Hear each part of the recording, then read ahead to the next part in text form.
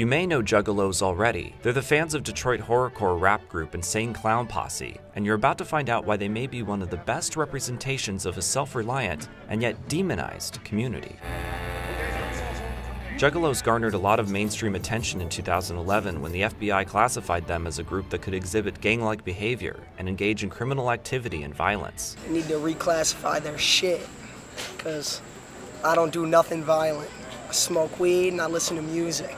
Yeah, we'll rough each other up a little bit and put each other back in line, but I mean, we're not going to harm anyone unless someone does harm unto us. Juggalos we talked to at the 2013 gathering of the Juggalos disputed the claims made by the FBI. Oh! The event is an annual music festival held in the sleepy town of Cave in Rock, Illinois. It's a bunch of kids running around, girls topless, drinking soda, doing drugs, yelling whoop whoop. Camille Dodaro is a journalist who has written for Gawker and The Village Voice about Insane Clown Posse and Juggalos. It's become an identity for a lot of kids who happen to be attracted to the music. It's a term much like, Bieber believer or deadhead or, fish head. But unlike those fans, Juggalos carry the gang classification, a label that could be used by federal and local law enforcement to subject Juggalos to routine stops, detainment, and interrogation.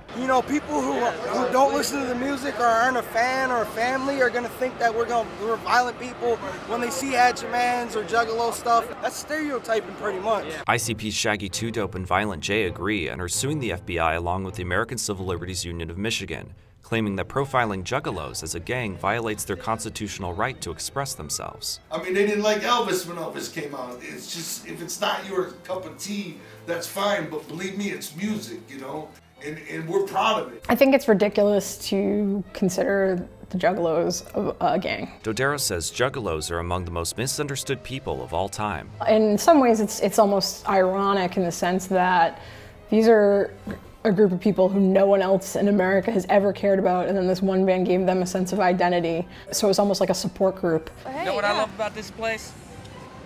Fucking love that everybody has. Yeah. Lots of love from everyone. Everyone's so friendly. Motherfucking wicked clown love! A whole train of it, man, a whole train. Whoop! Juggalos are from a lower class, often. Not all of them, obviously. And some of those kids are committing crimes. That's part of who ICP has been reaching, though, is people who have really bad upbringing. So, they had weed on them, or those kids already, were gonna rob somebody. And it just so happens that they happen to, also be a Juggalo. Marijuana, marijuana, come and get your marijuana from me.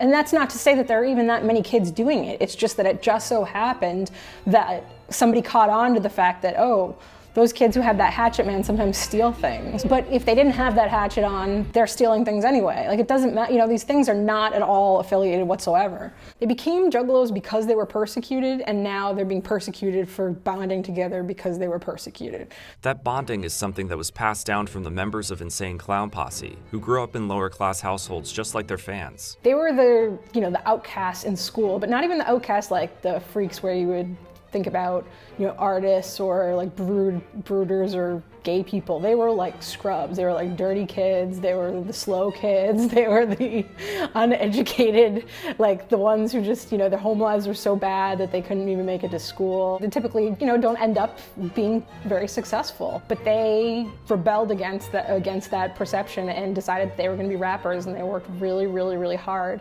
And part of the clown makeup was because they realized how ridiculous they were. And they managed to attract a whole group of fans that nobody else had ever spoken to or reached out to in music. There's a lot of people that don't want you to live your life how you want to live it. There's a lot of people that don't agree with what you're doing, and they want to try to stop you from just having fun and just being yourself and being free. And here you can actually get away with it.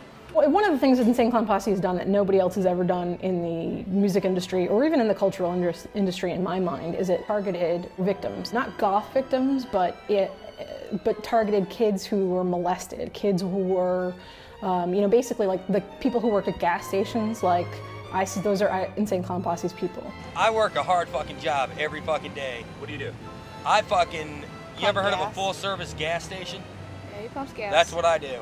I gave him the I'm job. fucking out there in the hot sun every fucking day, just fucking pumping gas, running around, handling money. There's a lot of people that grow up by themselves, single mothers or homeless or whatnot. And this is a place to connect and meet and actually feel loved, man, and make friends and relate with people. The result is a world where these young people have escaped the life they were dealt for a community that they helped to create. This is family right here. This is love right here.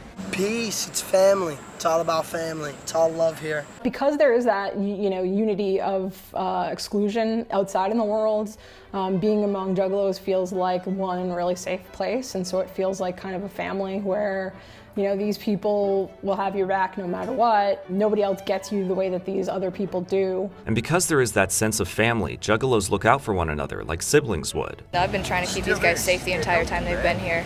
Drink water, put sunblock on, just everything, full 9. If you're at the gathering and you're amongst other Juggalos, you can ask for water, you can ask for anything, and it will be immediately given to you because you're a member of the family. And like any community, they have their own language. Juggalos chant whoop whoop. It's like a hello. It's an expression of love, an expression of acceptance. It sounds kind of like a flock of like horned owls. Whoop whoop whoop whoop whoop whoop whoop whoop whoop whoop whoop.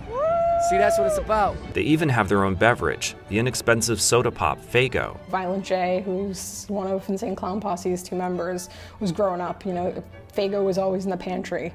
So it became part of kind of like being a poor, scrubby kid's identity. It was the cheapest soda in Detroit or in Michigan. We got them 3 liters right out of Michigan, $1.50. Come here and have them nice Faygo showers. It's the beverage of choice of the Juggalo family, whatever. We're broke. We love that shit. We're broke. But the most critical part of the Juggalo community are its leaders. Juggalos feel like ICP, Violent J and Shaggy 2 Dope, love them, even if they don't know them specifically. What they have given them in terms of, fun and belonging and sense of ownership is very much like a familial, like parental kind of love. I mean, you kind of go back to the real world and you just kind of wonder, why is everyone so mean to each other? It's not necessary. There's too much hate in the world. I've never understood that. You don't see violence here. What's the problem with having just one common interest? The FBI said it couldn't comment on pending litigation, but the effects of the gang label may have already impacted the next gathering of the Juggalos. The 2014 music festival had to change locations multiple times, thanks in part to the fears of local residents. Fears Insane Clown Posse says are associated with the gang classification. For Reason TV, I'm Paul Dietrich.